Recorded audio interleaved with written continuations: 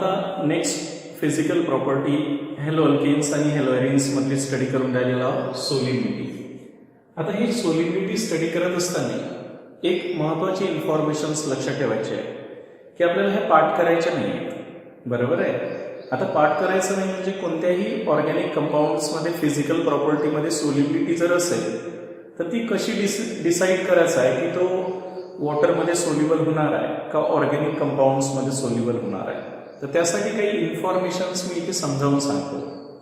ह्या इन्फॉर्मेशन जर तुम्ही समजून घेतल्या तर तुम्ही कोणत्याही कंपाऊंडची सोल्युबिलिटी वॉटरमध्ये तो सोल्युबल होतो का नाही किंवा तो ऑर्गॅनिक कंपाऊंड्समध्ये सोल्युबल होतो का नाही तो सांगू शकता, बरोबर आहे.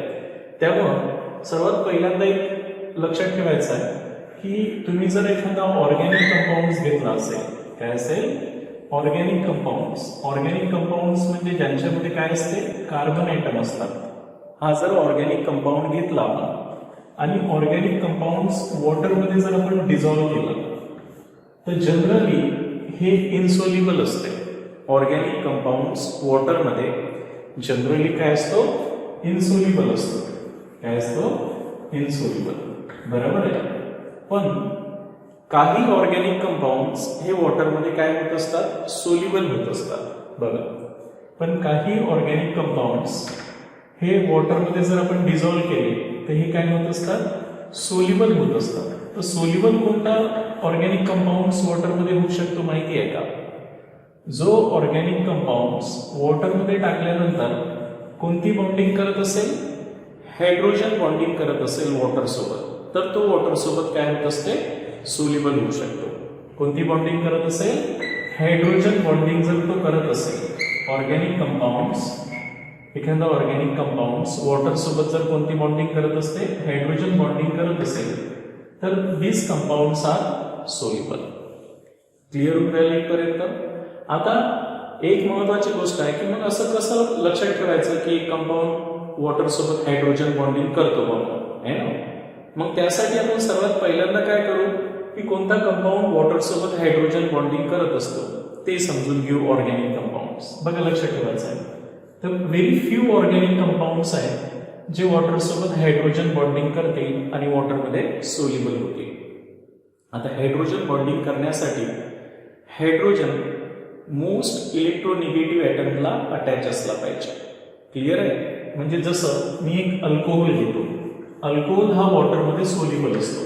त्याचं कारण असं आहे की अल्कोहोलमध्ये जो फंक्शनल ग्रुप आहे O आणि H हा पोलर फंक्शनल ग्रुप आहे. ऑक्सिजनची इलेक्ट्रोनिगेटिव्हिटी खूप जास्त आहे त्याच्यामुळे ऑक्सिजनवर निगेटिव्ह चार्ज येईल.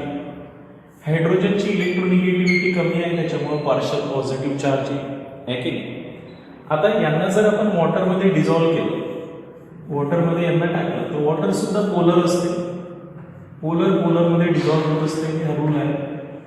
तर या वॉटरमधला जो ऑक्सिजन आहे तो या अल्कोहोलमधल्या हायड्रोजन सोबत एक स्पेशल बॉन्डिंग करत ज्याला आपण हायड्रोजन बॉन्डिंग म्हणत असतो. काय म्हणत असतो इंटरमॉलिक्युलर हायड्रोजन बॉन्डिंग. त्याच्यामुळे अल्कोहोलचं वॉटर सोबत एक स्पेशल फोर्स ऑफ अट्रॅक्शन तयार होईल आणि अल्कोहोल वॉटरमध्ये डिझॉल्व्ह होतील. ठीक आहे. ही महत्वाची गोष्ट लक्षात ठेवायचं आहे.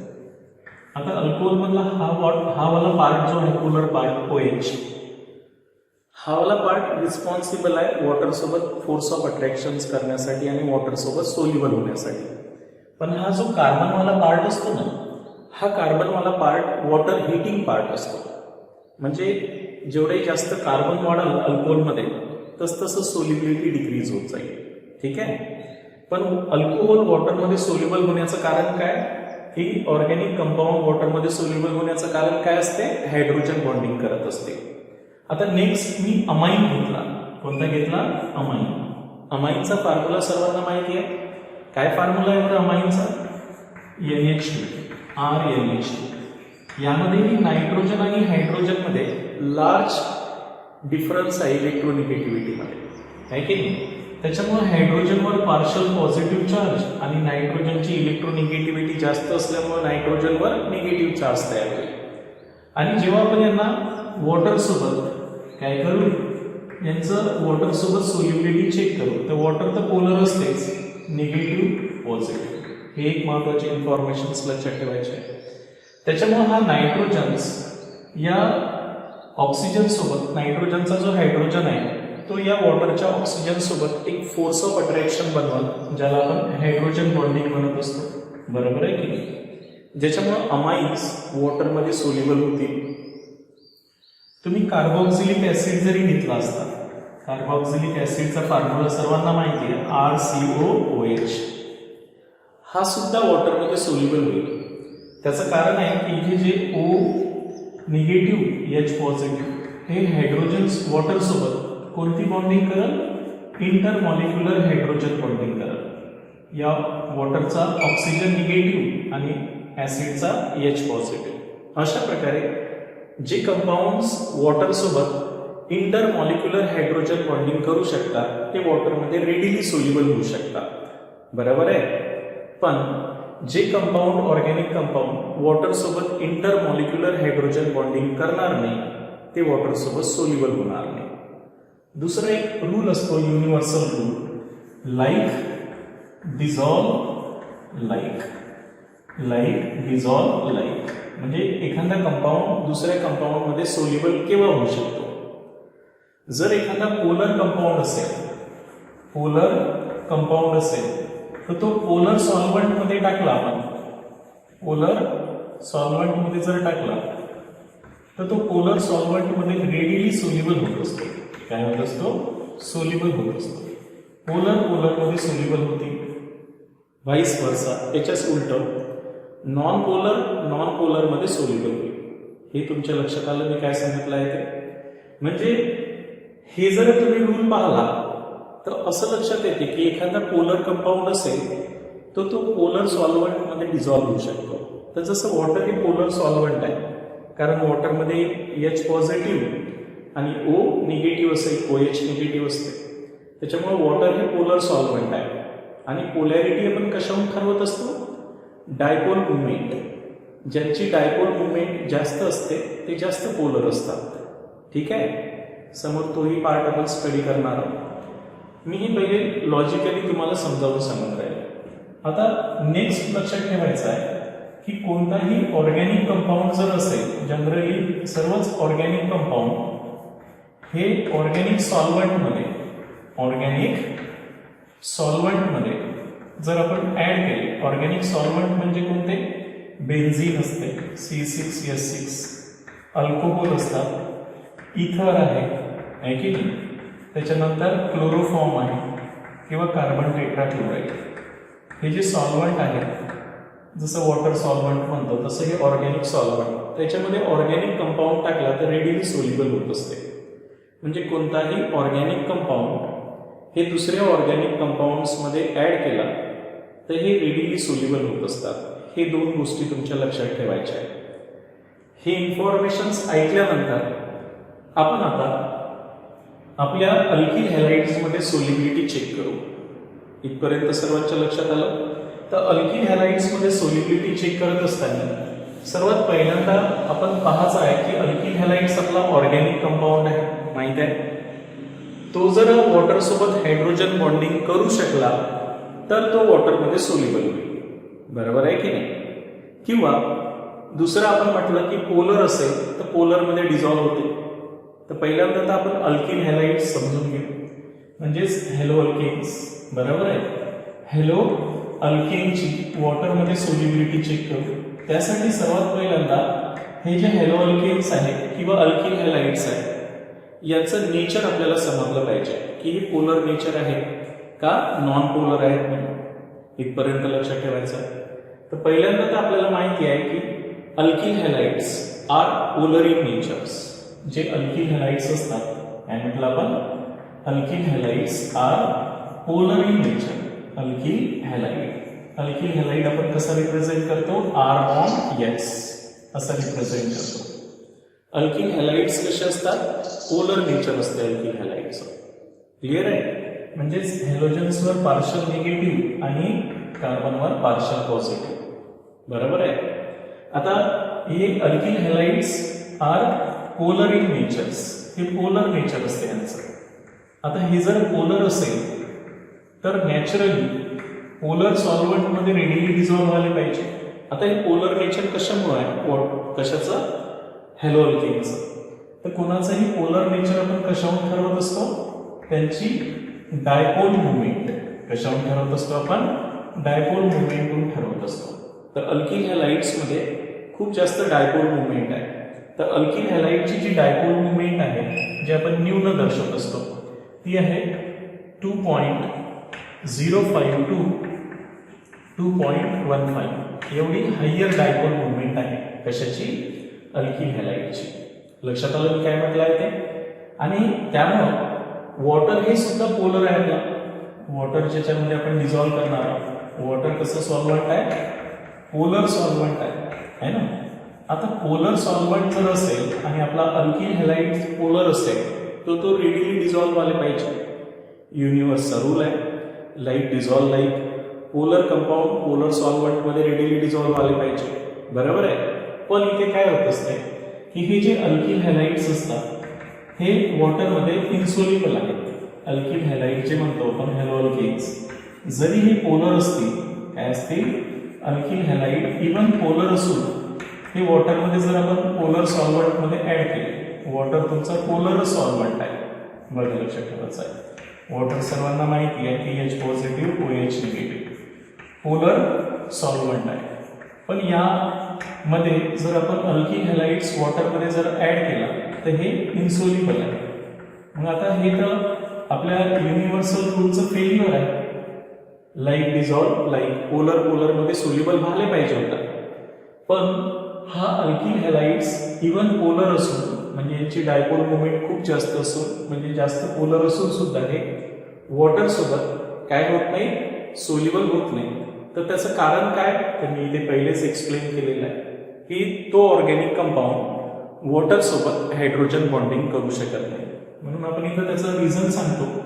बिकॉज है ना, बिकॉज अल्किल हॅलाइड्स म्हणजेच हॅलो अल्केन्स है ना, वॉटर सोबत काय करत नाही?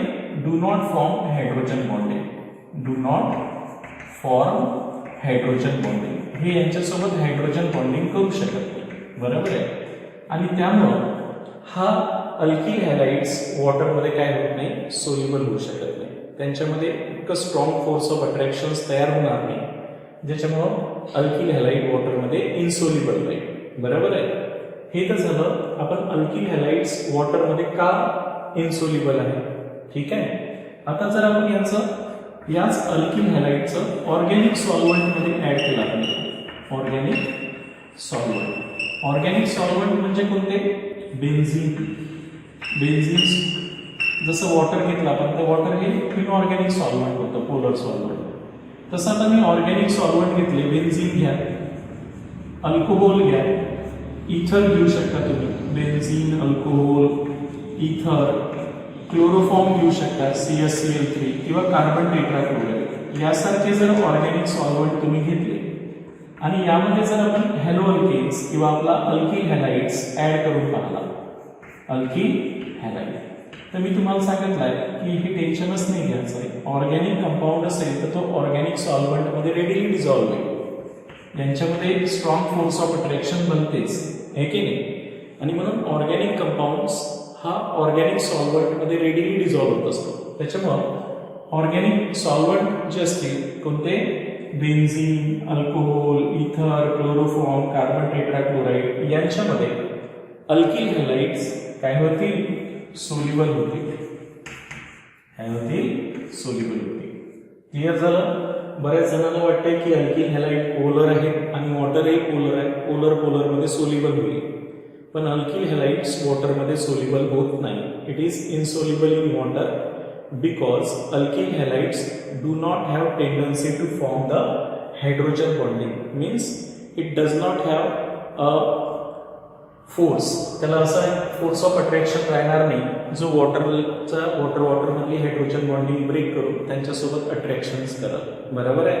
आणि म्हणून alkyl halides do not form hydrogen bonding with water even it is polar in nature. तो हायड्रोजन बॉन्डिंग करू शकत नाही. and hence alkyl halides are insoluble in water. नंतर आपण अल्किल हॅलाइड्स ऑर्गॅनिक सॉल्व्हंट विषयी विचार केला.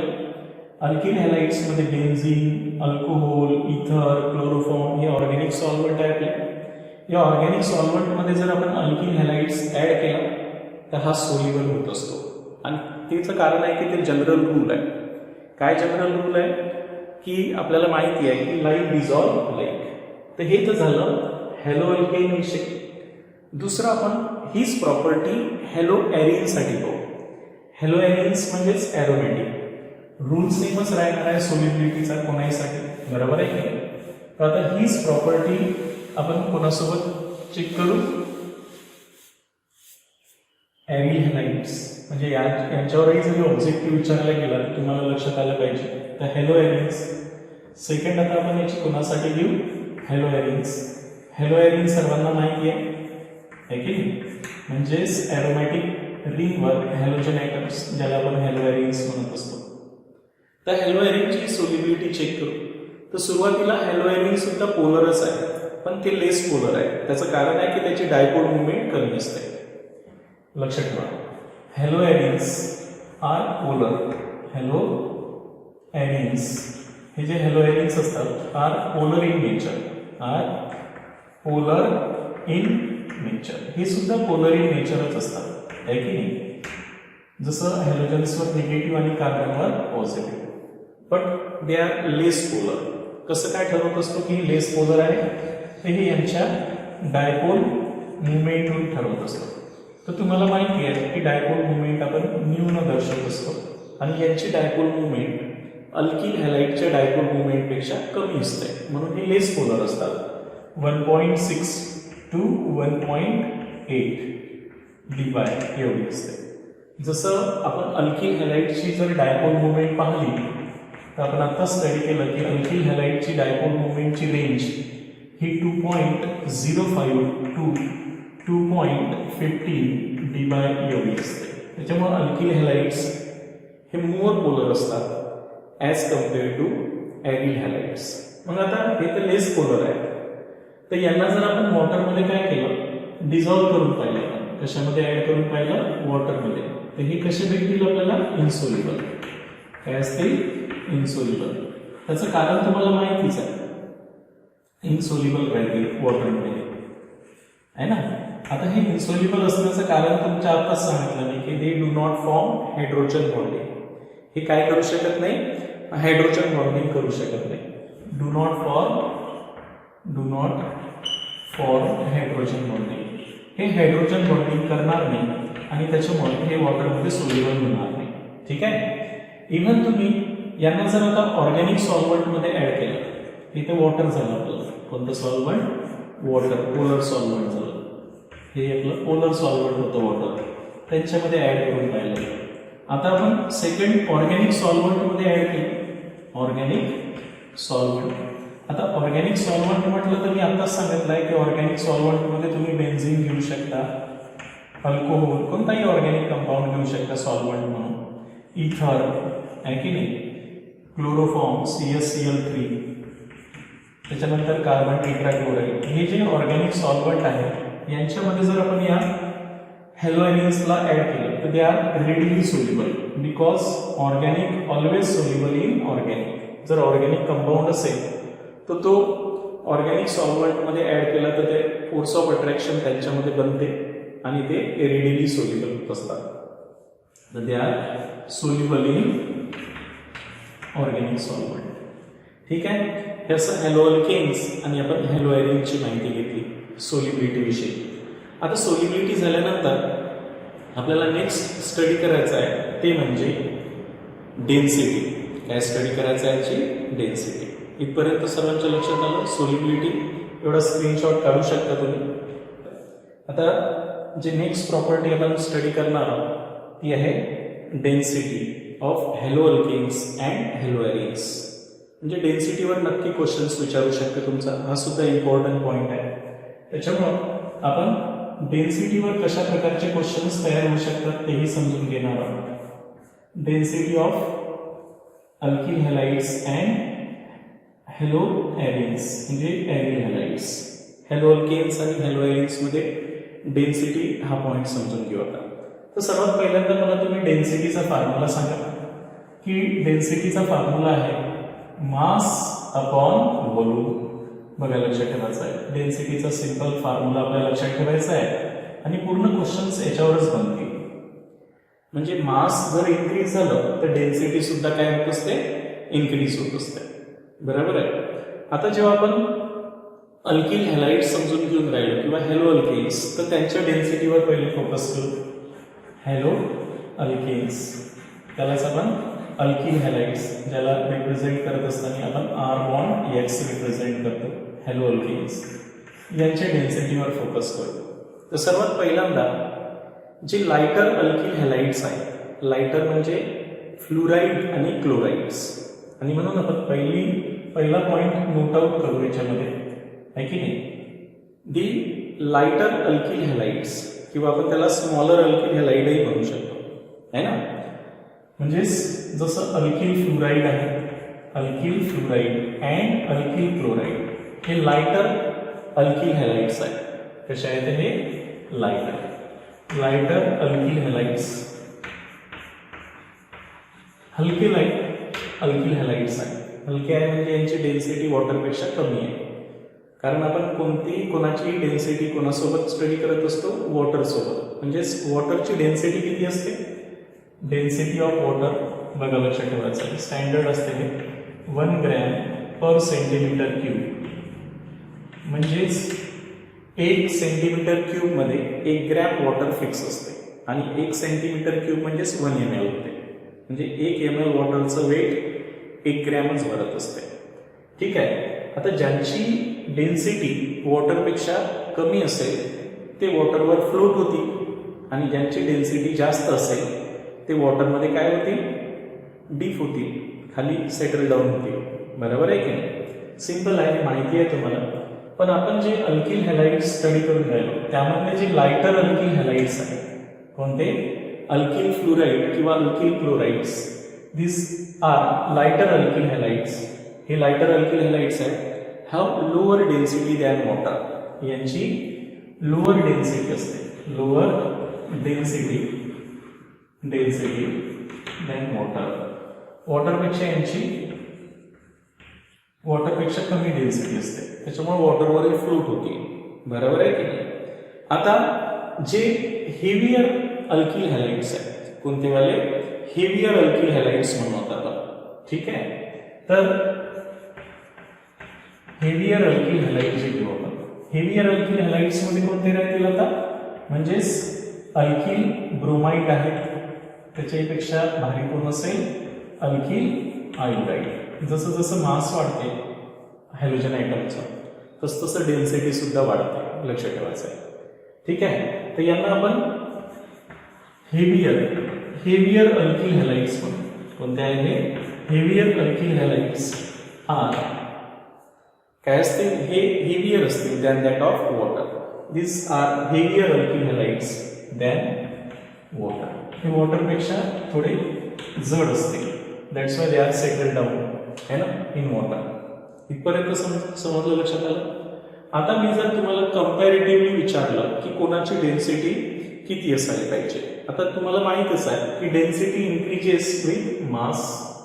आणि आपण पाहतो की फ्लोरीन, ब्रोमीन आणि iodine top to bottom mass of atom काय होत असते, इन्क्रीज होत असते.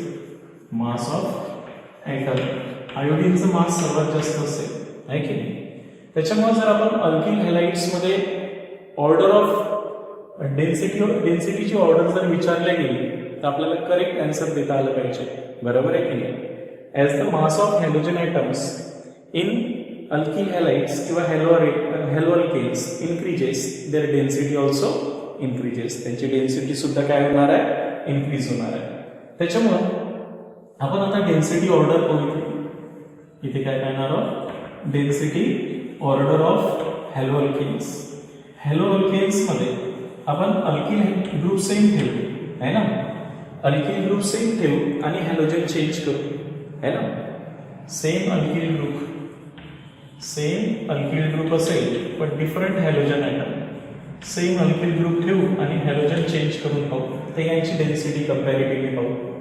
तर बघा, अल्किल आयोडाईड त्याच्यानंतर अल्किल ब्रोमाइड, अल्किल क्लोराईड आणि अल्किल फ्लोराईड. मी आता सांगितलं आहे की जसं जसं हॅलोजन ॲटम्स तुम्ही इथे जो लावलेला आहे यांचं मास इन्क्रीज होऊन राहिलं. आयोडीनचं मास सर्वात जास्त आहे, then bromine, then chlorine, then fluorine. जसं मास सर्वात जास्त आहे त्यांची डेन्सिटी सर्वात जास्त राहील, म्हणून alkyl iodide has highest density, then alkyl bromide, then alkyl chloride. Alkyl fluoride is the lowest density, यांची डेन्सिटी लोवेस्ट असते. जसं आपण डेन्सिटीमध्ये एक उदाहरण समजावून सांगतो मी तुम्हाला. जसं C3H7, आपण जर C3H7 Cl घेतला, एक N प्रोपिल क्लोराईड घेतला, C3H7 Br अल्किल ब्रोमाइड घेतला, C3H7 आयोडाइड घेतला, तर मी विचारलं असतं की which of the following alkyl halides have higher density. तुमच्या लक्षात आलं असेल आयोडीनची डेन्सिटी सर्वात जास्त असेल. आयोडीन हॅज हेवियर मास, म्हणजे मास याचं जास्त असल्यामुळे याची डेन्सिटी जास्त राहणार आहे. त्याच्यामुळे जर याची डेन्सिटी आपण काउंट केलेली आहे, आपल्याला एक्सपेरिमेंटली याची डेन्सिटी माहिती आहे ग्रॅम पर सेंटीमीटर क्यूब. तर जो एन प्रोपिल क्लोराईड आहे बघा, हे सर्व आपण एन प्रोपिल क्लोराईड्स घेतले आणि यांच्या density n propyl chloride, n propyl bromide आणि एन प्रोपिल आयोडाइड आणि यांच्या डेन्सिटीमध्ये कंपॅरिझन करून राहिलो. तर आता आपल्याला सर्वात कमी डेन्सिटी तुम्हाला एन प्रोपिल क्लोराईडची भेटल. हे आहे 0.89 ग्रॅम पर सेंटीमीटर क्यूब, म्हणजे वॉटरच्या डेन्सिटीपेक्षा कमी आहे. वॉटरची 1 ग्रॅम पर सेंटीमीटर क्यूब असते, त्याच्यामुळे वॉटरवर हे फ्लोट होईल. वॉटरपेक्षा हलका असेल हा कोण, एन प्रोपिल क्लोराईड.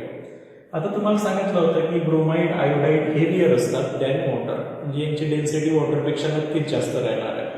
त्याच्यामुळं ब्रोमाइडची डेन्सिटी राहणार आहे 1.33 ग्रॅम पर सेंटीमीटर क्यूब आणि आयोडाइडची त्याच्याही पेक्षा जास्त राहणार आहे 1.74 ग्रॅम पर सेंटीमीटर क्यूब. त्याच्यामुळे तुम्ही सरळ सांगाल की as the mass of halogens increases, हॅलोजनचं मास इन्क्रीज होत असेल तर देअर डेन्सिटी ऑल्सो इन्क्रीजेस. आणि हे आपण एक्सपेरिमेंटली सुद्धा इथे मांडलेलं आहे की नाही.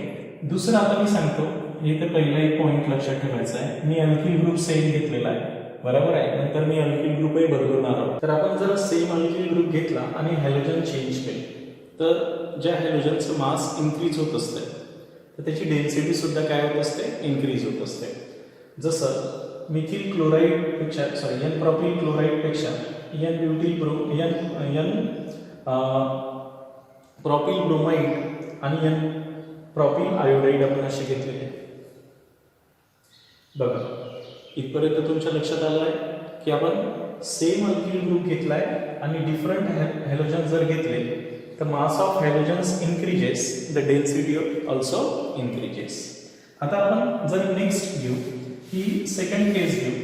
ही सेकंड केसमध्ये मी तुम्हाला सांगतो की आपण जर काय घेतलं आता डेन्सिटी विषयी हॅलोअल्केन्समध्ये.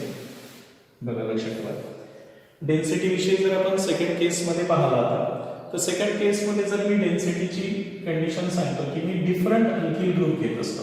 काय घेतो, डिफरंट अल्किल ग्रुप घेऊ.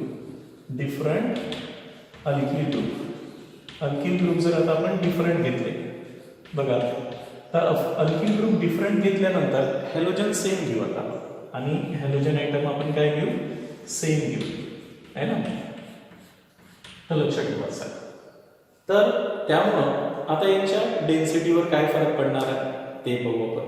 जर आता आपण डिफरंट अल्किल हॅलाइड्स घेतले, डिफरंट अल्किल हॅलाइड्समध्ये तुम्ही मिथिल आयोडाइड घेतलाय, मिथिल आयोडाइड म्हणजे अल्किल ग्रुप चेंज केले आपण. दुसरा आपण इथिल आयोडाइड घेतलाय आहे ना. त्यानंतर एन प्रोपिल आयोडाइड घेऊ आणि एन ब्युटिल आयोडाइड घेऊ. तर एन प्रोपिल आयोडाइड मी C3H7 घेतो है ना, आणि एक एन ब्युटिल आयोडाइड C4H9. असे आपण 4 डिफरंट आयोडाइड घेतले आणि मी विचारलं असतं की which of the following has higher density. तर आता पहिल्यांदा पाहत आहोत आपण हॅलोजन्स तर सेम आहे की नाही. हॅलोजन सेम आहे, मग आता अल्किल ग्रुप चेंज झाला तर आता अल्किल ग्रुप चेंज झाला तर डेन्सिटी कोणाची जास्त भेटते आपल्याला, बरोबर आहे. ते इथे नोट करायचे, नाही तर आपल्याला वाटते की इथे मास इन्क्रीज होऊन राहिलं इथे नोट करायचं आहे की स्मॉलर द अल्किल ग्रुप आहे ना कंटेनिंग हेवियर हॅलोजन्स, बघा लक्षात ठेवायचं आहे. Smaller the alkyl group having heavier halogen atom have higher density. काय म्हटलं मी, नोट लक्षात ठेवायची इथे. स्मॉलर द अल्किल ग्रुप छोटा असेल, smaller alkyl group having heavier halogen atom, heavier halogens कसा असेल, हेवियर असेल है ना, हॅव हायर डेन्सिटी, त्याची डेन्सिटी काय राहणार आहे, जास्त राहील. त्याच्यामुळं तुम्ही जर यांची डेन्सिटी काउंट केली तर सर्वात जास्त डेन्सिटी कोणाची राहणार आहे, मिथिल आयोडाइडची डेन्सिटी राहील. बघा लक्षात ठेवायचं आहे. मिथिल आयोडाइडची डेन्सिटी तुम्ही जर याची डेन्सिटी काउंट केली, density in gram per centimetre cube मध्ये जर काउंट केली तर सर्वात जास्त डेन्सिटी कोणाची राहणार आहे, smaller alkyl group having higher heavier halogen atoms. ठीक आहे. आणि त्याच्यामुळं याचं डेन्सिटी राहते 2.27. कशाची, मिथिल आयोडाइडची. त्याच्यानंतर इथिल आयोडाइडची कमी होणार आहे, 1.93 एवढी राहणार आहे ग्रॅम पर सेंटीमीटर क्यूब. तसंच एन प्रॉपिल आयोडाइडची राहणार आहे 1.74 ग्रॅम पर सेंटीमीटर क्यूब. आणि एन ब्युटिल आयोडाइडची राहणार आहे 1.61, किती आहे, 1.61 ग्रॅम पर सेंटीमीटर क्यूब. हा वाला क्वेश्चन्स नक्की आपल्या नीट किंवा JEE मध्ये फ्रेम होतो. बऱ्याच मुलांना काय वाटते की अल्किल ग्रुप वाढला तर डेन्सिटी वाढत आहे ना. अल्किल ग्रुप जरा स्मॉलर पाहिजे असते आणि आपला जो हॅलोजन्स असतो तो हेवियर हॅलोजन्स पाहिजे. ज्यांच्यापाशी हेवियर हॅलोजन्स असेल आणि स्मॉलर अल्किल ग्रुप असेल देअर डेन्सिटी इज हायर. त्याच्यामुळे हे क्वेश्चन्स तुम्हाला मी आपल्या क्वेश्चन्स बँकमध्ये तर देणारच आहोत, तर त्यामुळं इझिली समजून घ्यायचं आहे, इकडे लक्षात ठेवायचं आहे. ठीक आहे. आता तिसरी सिच्युएशन सांगतो मी. हे तर झाली दुसरी सिच्युएशन आपली. आता third situations, as the number of halogen atoms increases.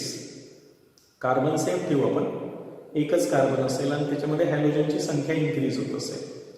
As the halogen atoms, बघा लक्षात ठेवायचं आहे, as the halogen number increases, halogen number जर इन्क्रीजेस झाले their density also increases, density also increases. त्यांची डेन्सिटी सुद्धा काय होत असते, इन्क्रीज होत असते.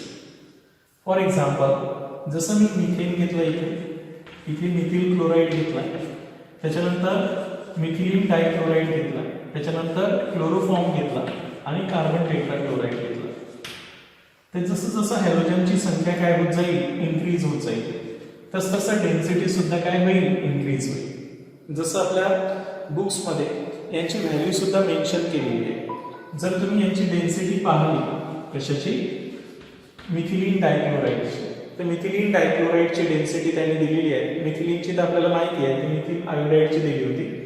तर मिथिलीन डायक्लोराईडची डेन्सिटी आपल्याला दिलेली आहे 1.336 एवढी डेन्सिटी आहे ग्रॅम पर सेंटीमीटर क्यूब.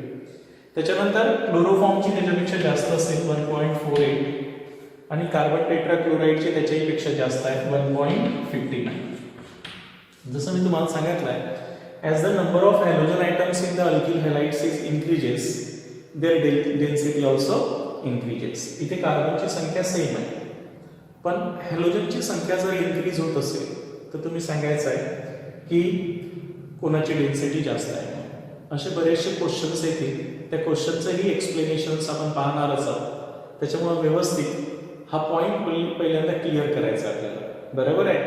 आता हे तर तुमच्या लक्षात आलं असेल डेन्सिटी विषयी.